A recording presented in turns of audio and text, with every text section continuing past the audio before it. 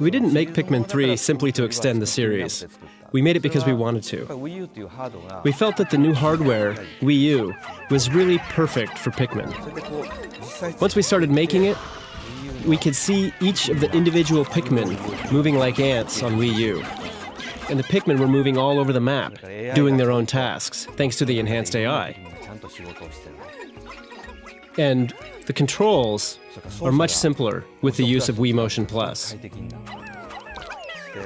You can use the gamepad to view the overall map at any time, and you can also play only on the Wii U gamepad. These improvements in particular are perfect for thinking up strategy while the Pikmin are performing their individual actions. Now that we've built the game, I'm finally spending a lot of time playing it, and I'm really happy we made it.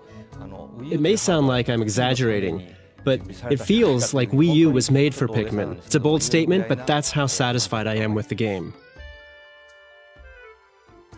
In the first game, I was a bit stubborn. I wanted to tell a story where the rocket would fly away at the end of the final day. But if you failed to complete the rocket, it would crash.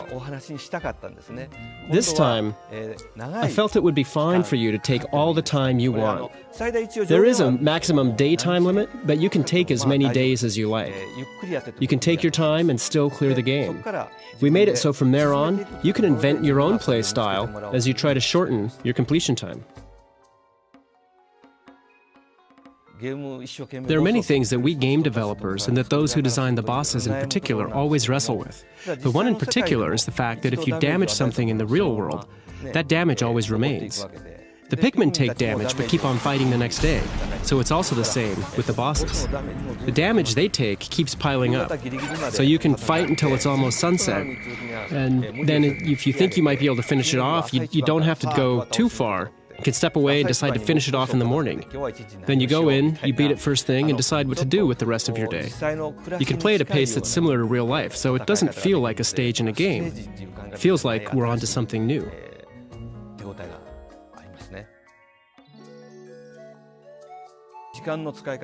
How you use your time, and in particular how you use the map on the gamepad, is extremely important in this game, as it makes it much easier to spend your time effectively by having the Pikmin perform a variety of different tasks at the same time. There are 3 main characters this time, and you can place each of them in various places on the map and have them oversee the work.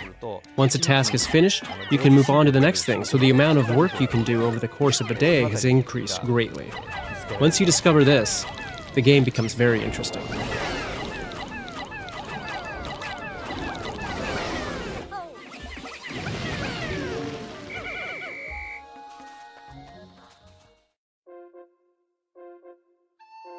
In this game, there are 3 main modes, and naturally one is the story mode. I've been explaining story mode so far. Beyond that, there are the bingo battle mode and the mission mode.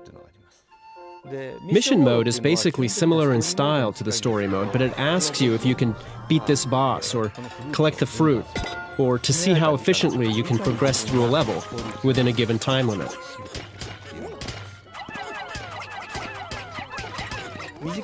You can experience the fundamentals of a Pikmin game in a short time, about 7 to 10 minutes. As you keep playing these levels within the given time frame, you become better at planning things out, which then will increase your score. It's very satisfying. If you play this, I think your technique in story mode will greatly improve. So I think it will be more fun to go back and try playing the story mode again after you've played mission mode.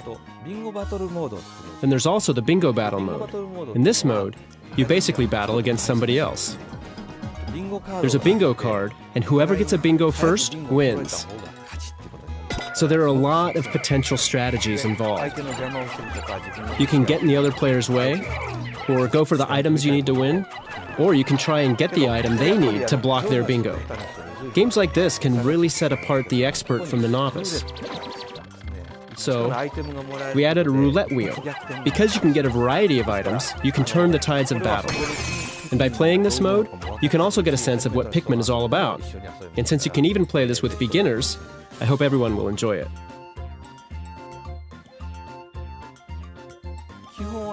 Because so much thought has gone into the Wii Remote since the early days of the Wii hardware, I think the basic Wii Remote nunchuck controls are the most comfortable way to play. Having said that, you'll be looking at and touching the gamepad screen a lot. So we made it so that you can also play with the gamepad, similar to the controls from the Nintendo GameCube version. So I think you should choose how you'll play depending on what style you want to play at that time or the occasion. There's the refined GameCube controls and the Wii Remote and nunchuck controls. You can also play with the Wii U Pro Controller. And we've also made it compatible with playing only on the Wii U gamepad with the TV turned off.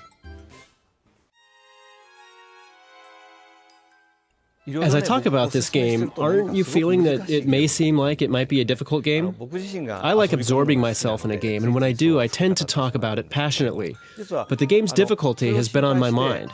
So we tested it recently with some grade school kids.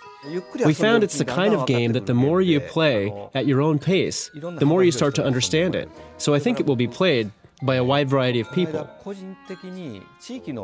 Also, during my personal time the other day, I took a group of neighborhood kids out for a recreational activity. I was doodling and drew a Pikmin. One of the girls caught me and asked, "Why are you drawing a Pikmin?" And I asked if she knew Pikmin, and the girl said, "Yes." And then a slightly older boy came by and said, "Hey, that's a Pikmin." The girl went on to say, "You know, mister, there's a bad guy in the game called a Bulborb." I thanked her for the information.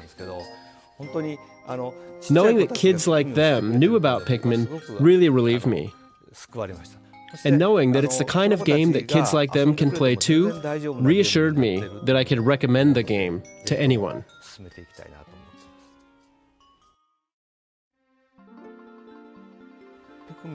For those of you who've never played Pikmin, you'll have fun as you try it out, so please try playing. Once you do, I bet you'll think it feels unlike anything you've ever experienced before. You call the Pikmin with a whistle and throw them here and there, telling them where to go, and you repeat. Eventually, you'll get what kind of game it is. And for the experts out there, I can say that this game feels like the ultimate evolution of the original Pikmin. I hope with this new game, it can build the framework of what would be a new kind of real-time simulation game.